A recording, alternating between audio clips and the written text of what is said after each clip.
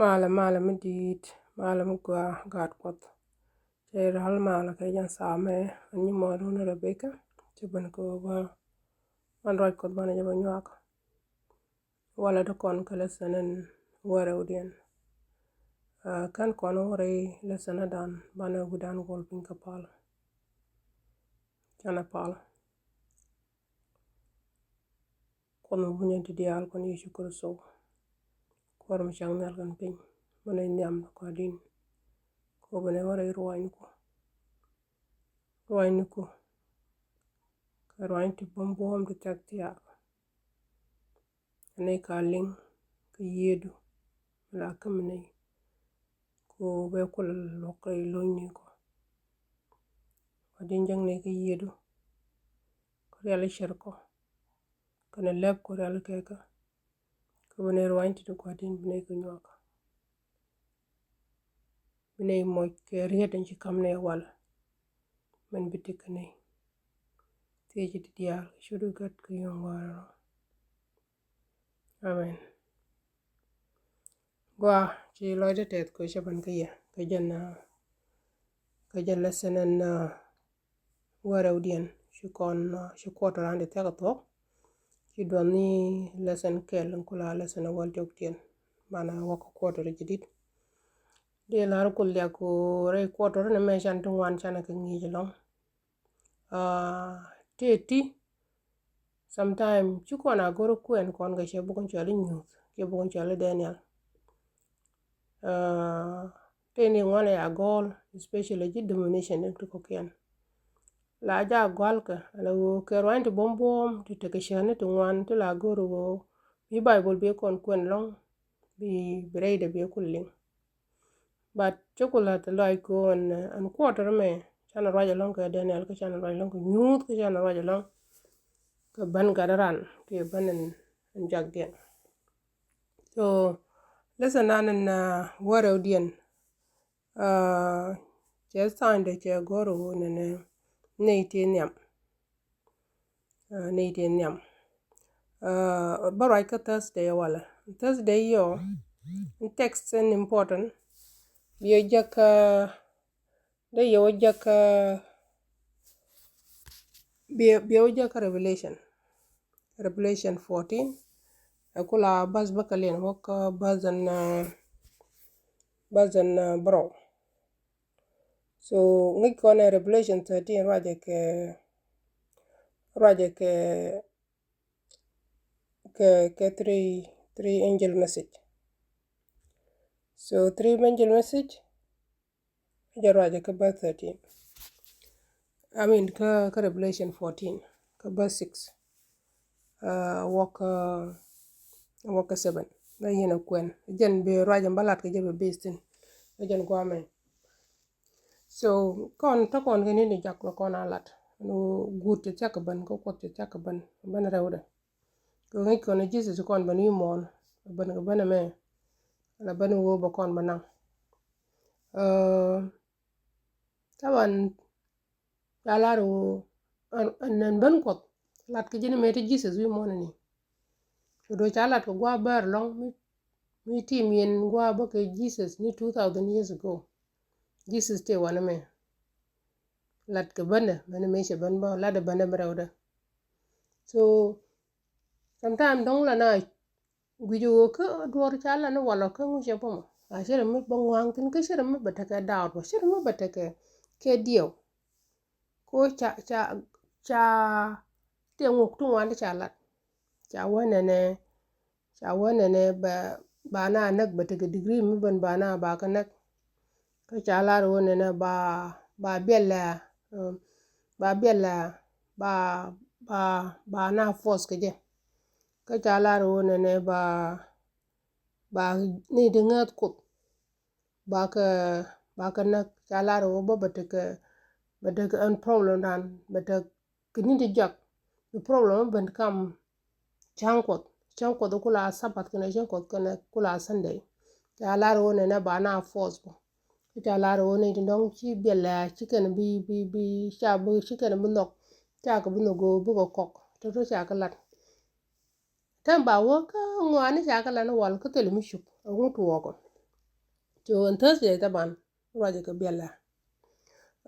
kon jet betis ni kon on biela lewu chane study ko kon tu wan ante me yo mo kon pen ka wona ne ba men ci bible gor ba ku lat ki ba ku lok loy nat ngi kon ne wona ne ni tuk chaga wa ni tuk chaga wa me to ko je su ko te lok che ngun che ka sabas changa ba pal ko je changan bina long ko je che ngun na lok ka ngi kon ne wona ne an sabas me che ngun che bless che jago holy su ko na ngaj bu wona ne en lay an kula lay ko take a power dung beast tin power dung beast che blood power dung la che la wona ne ke power che sabas che bongo che la sunday lo do wona ne an kut sabas me chagaje ko ne ba pal gaje ka chagaje wo ba team ko chagaje ni tuk chaga wa lo do ni ti pal sabas kene ti pal ke sabas lakan tugwa lakana team chaka shakude ho lakana team ko ne ko me she win mon che chaka nin bakel ke shang brawdien shelo so conflict en yamni me tuwok she tuwok be tuwok worship en gwan jeng koro ba kor ke koro ba ter e kor dung worship la kor dung pala alo nga ba pala ke jak kane da whether be palu kot an che wen mon kia be pale ni lay en koren jak again betek kere wotone whether be pale kot en chak pinken nyal men chak sabas kia be pal lay ye kumut kot ku kane leger lay ye ku sabas ku je leger nama bieje ka revelation jana chala ro ne en text en bana kwen ke jarwaje me bana je ka revelation 14:6 ka 7 third angel en diodian me chala ro ne jana che shoot so wana na biya ro ko bala kana ideal biya lat ki jur biya lat kana ki ro ki tuk to hokien to waka biya kot kodin shak pin kene nyal to wana na biya pal so jo koro ma no kodin shak pin kene nyal ajen ba palo so ku gudwa ke ga pak en jag me bina lo jok bina lo ka tuk shagwa alo bina lo ka san ke bina lo ka eden garden eden bina lo ko ba kot ba team o ko jana shagwa ko jan tinyal chakana pin bina lo ko ne ko de shang nal kana pin ajen ko ba pal ajen ko ba worship and power dung gwan jeng kia dung la me shi sabas me chi chen ajen bukulu nyin gan kodo ko jen goro ne be ngot kod ba ga chen che sabas che chen ka sunday che la de jen wo che sabas che chen ka sunday Jesus me te win mon me la raja kana ja kene me che la da me she to ku ji parasis kana ji kana gog e ji parasis kana ji juice reason ela kan Jesus da na ga je lewu bana je ka bana kwen ka Matthew ban bu ko je ko John bana je ko Luke bana je ko Mark Jesus la kana na ga ni Jesus ku sabas ku je tol itola sabas kene bi ke Jesus na ko Jesus itola ngot but bu kwen kone Bible tele mi cha goro wone ne ishu na chu ge hel ke sabas ko ngut kien a culture kien a tradition dien kan ji Pharisees kene ji Jews a tradition dien Jesus jen chak sabas how come de nak iko wone ne le dwar ke sabas ke jen kwar sabas shere ko wone ne ken let ken ke tradition ken ka mi tare Bible shene me shike sabas shike ger cha san de shabu no kana gor kare Bible wone ne iban bana kudu bana pal ke Sunday kana gor sabas jen chenge cha lei ka jen chenge cha put ka jen chenge chu kudu la ba pal ka mane Jesus mete wi mon wa jen chenge la pala je as his custom ka mane jake a jen chenge la gana pal ga but chu gon jing ni chungulel she goro be lukot ki ngut ko boko woj be ngut ke boko no so imagine me chicken Jesus ne healing ke sabas she ka ora krodin she no ba Jesus ba nak wone ne che sabas chetol sabas mi chaggen ko nyude ni je ko wone ne and sabas ba obey di ke ba real ke didi ki ba follow didi but ken ling she ga real ro go da ken Jesus we kan wona so at the end time conflict bi ban ki problem bi ban a karo whether bu gore ngut kot ki bu gore ngut wa traditional law ko la nyin culture ti ti ke juwen monde ki ngut kot ti ju kot ke shak roi ni kot shika bat shang chalo shika jan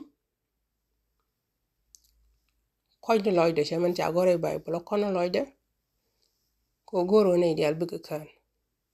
roi ni ke bi bana la twok ko bu gwat ban da kon shu ne ni de twok ta wi mon ngi kon ga gwaji te ke ta te tin ta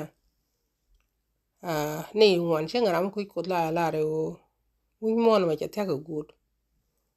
ko je we mara ban rode ti kon shu ni ko kumene kon shu ni ka shiang rei sharp ki rei nap ke kumene kien shi liya shi dit shi mi jek shi dit shi kuma cha na force ke share a shaga mi shi go abogoro ba mutke ba ka follow so kanin ti jak chama cha gore Bible me bu kor bu tuok ko nene whether jira mu bukut mi bi ju follow ki jira mu bile bi ju follow ko kudo ba follow bana lo ju tuk shaga wa bana lo ko de shang nyal kan pin ko de shak sabas ka shi lay shara nyodo wone ne lay a jara me ger lue kot ki ngut kot a jara me ger sabas so bana rodan tit in wone ne anga ku kono follow hal ku follow ni lay ki ku follow no kot ti dial di shagor ka prophecy ki ka korwai ni gong dial ti shalat ka Bible bi ka ban ko tel mi je te ko kon ti dial che ka lat ko kon goro bana no dar yal ka ko chung chalo kan Jesus bana wala kan na i pare cheng liu kon ga je ko koro nyo ker bana ker ka ban Jesus ka kuji cheng liu go je nei la ka jira wala wi jal dong de kara chang dong chi de lu jok lo do mo man chi jen yedu mo ki mi chi liwu mo the next thing mi be nen ban Jesus ki breje ke ban Jesus so we mon we ge lay we me nganya ko mut ko nganya ko den laro bu ko mut ko bu ken ko folo so lam ro do tieji ni ngut dial de le de konten ko ni ngut ku mutitini rano la tieji ngut do me mi ku me lara go ko kot ki she go ko kot ko en lay goro ba ngut ke ba ko folo so chaman tia gor ko bible ban kum kon mana ko lot bat kuma mi ngut ke mo kana against ngut bible shikon bu gor sher me shadrak ke mi shaka benigo me cha ga jogo kik ne bu ne zero ne bi arorun gong nyam de shiken ngule li kan lok shiken wa shine da gor ran ne gor ko ajen bu duog ni ndi jak it will be clear ba clear and wo anga ku worship nu ku de chak nyal gan pin ku de chak garden dung iden ku de chak sabas kie ku worship ni bis shi ngot shi garit bis in shi sabas shi rit bis in ku na na pal ga sunday kie bis no goro bina pal ga ngot ke bina let ko ngot ke ko tele gol dar whether bito ko kut kel ki shi bito ko kut kel so nye mare kada mare rwain ti ke rwain ti tik ke rwain ni kut kod mi laare je wo duop ishiwe ka ne ti tot botin ta shi bam shi me kam ngani je lo daga jana wishara lo khalas ne ran be jak gore sacrifice Jesus je kon kam ngat freely but goro ban rom tine bumetet ci jom ci kon block lam no bible ko lam no ka kwen bible etik lam no bible lam ja kwen ko bu ko tie ko bay mu ki ye ko no ne be ju lok ko ne bi bita ka understanding ko men kwen ko bu ko lo ko character kon managre la ka no ko do ban ba kon jagrode ke shan kwara de wa ana ba shwa wana ma pal ko re jabu kon ye shukuru so wa dentity al kenyin ko la ta la ke rieta pa ne ga nyok to gwadin no teniti jak gwadin chang ni entame e clear ani wo ngana no ko tan chang ni alken pin men chak chang longa ki ngana ni bis en chungot ko men chiko wo ki ke chen gwadin ajen jin ki gon jeng ni wadin jang ne jab ni shoes ni every day ni ne bag ni shoes no go ne bu ne jal ga jeke ni chang bu ne ya me re ron wan ko re tiana ko o bu ne jal ga jeke rom ne ga ga do tul ne shilok wadin gur te takaban tul te takaban bat go ne bu ne ti jeke ni shoes o jin koda ka jin kanda long ne rom ne ga ga do mo tet ne dial to goro gwadin no du kana goy du gwadin goro ne dial bu kan ko loydo ata kana kel pal ne ga do wara do ne ke long ne gwadin ko ne wo shan kwara do ten kel nya mara ko ta mara ko ti bu wan telling gwadin bu ko rela bu ko yo bu ko le de bum ko ki canadian kon dial gwadin long du be goy du be te je dial shudu ka tu yo ngwaro amen